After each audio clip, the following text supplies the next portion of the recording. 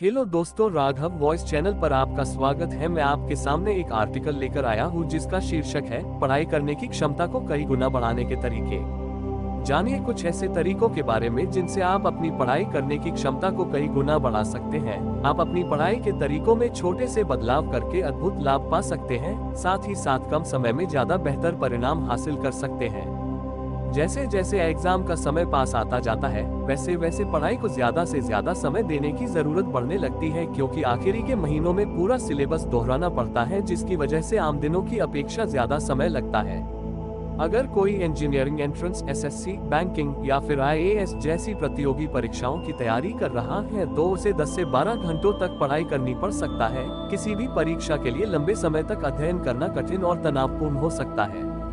कई बार तो छात्र बहुत कोशिशों के बाद 10 से 12 घंटे तक बैठते तो है, पर पढ़ाई में अपना ध्यान केंद्रित नहीं कर पाते हैं। इस आर्टिकल के द्वारा हम पढ़ाई करने के कुछ ऐसे तरीकों के बारे में जानेंगे जिनसे आप अपनी पढ़ाई करने की क्षमता को दोगुना कर सकते हैं। आप अपनी पढ़ाई के तरीकों में छोटे से बदलाव करके अद्भुत लाभ पा सकते हैं, साथ ही कम समय में ज्यादा बेहतर परिणाम हासिल कर सकते हैं। तो आइए जानते हैं पढ़ाई करने के कुछ खास तरीकों के बारे में। अपनी बॉडी क्लॉक को समझकर पढ़ाई का सही वक्त सुनिश्चित करें।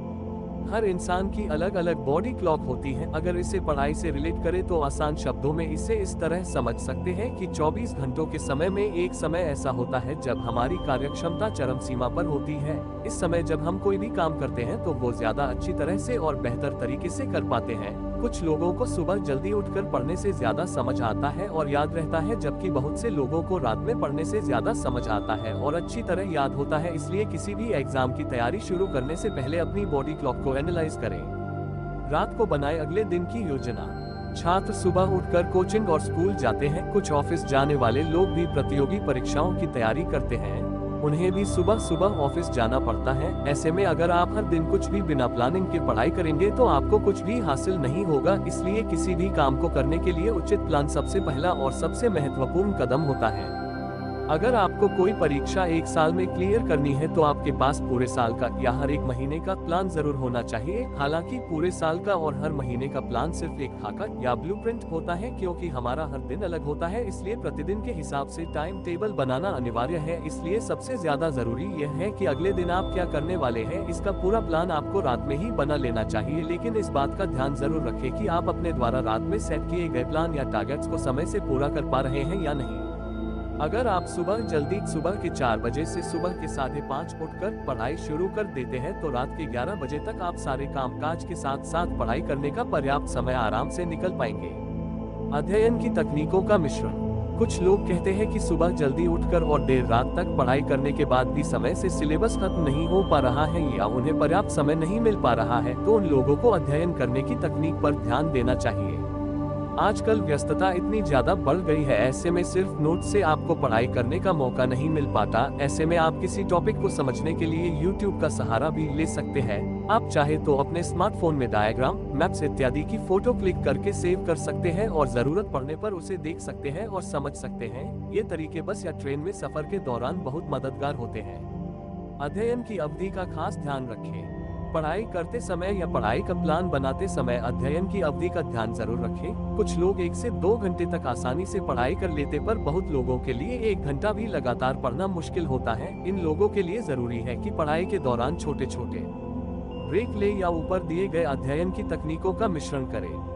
पढ़ाई का पूरा प्लान बनाते समय इन छोटे छोटे ब्रेक के समय को न नकारें। कोई भी स्टडी प्लान आपको अपनी क्षमता अनुसार ही बनाना चाहिए। अगर आज आप 1 घंटा लगातार पढ़ते हैं तो 1 महीने बाद कोई ऐसा जादू नहीं होगा कि आप 6-9 घंटे लगातार पढ़ने लगेंगे।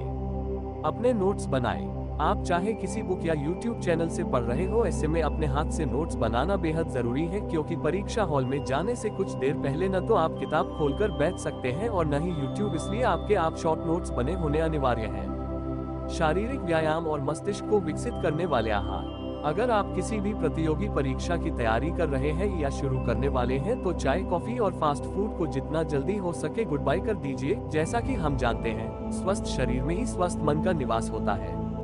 अगर कोई व्यक्ति बीमार है या कई प्रकार की बीमारियों से ग्रस्त है तो वह अपने मन को एकाग्र नहीं कर सकता और इसका सीधा प्रभाव उसकी परीक्षा की तैयारी पर पड़ेगा। इसलिए एकाग्रता में सुधार लाने के लिए शारीरिक व्यायाम और स्वस्थ आहार बहुत जरूरी है।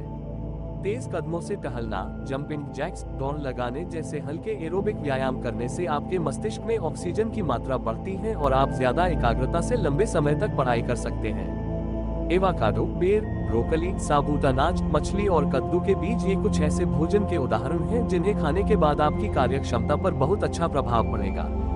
सारांश, आप चाहे बोर्ड एग्जाम की तैयारी कर रहे हो या फिर किसी प्रतियोगी परीक्षा की, ऊपर दिए गए तरीकों के उपयोग से आपको अच्छे रिजल्ट जरूर हासिल होंगे। शुरू में ये तरीके अपनाने में आपको थोड़ी मुश्किलों का सामना करना पड़ सकता है, पर थोड़े समय बाद आपको कामयाबी अवश्य मिलेगी। सबसे महत्वपूर्ण बात यह है कि जब भी पढ़े और जितना भी पढ़े पूरी एकाग्रता के साथ पढ़े। तो दोस्तों, ये आर्टिकल आपको कैसा लगा मुझे कमेंट करके जरूर बताएं और मेरे चैनल को लाइक, शेयर और सब्सक्राइब करना ना भूलें। धन्यवाद। आपका दिन शुभ हो।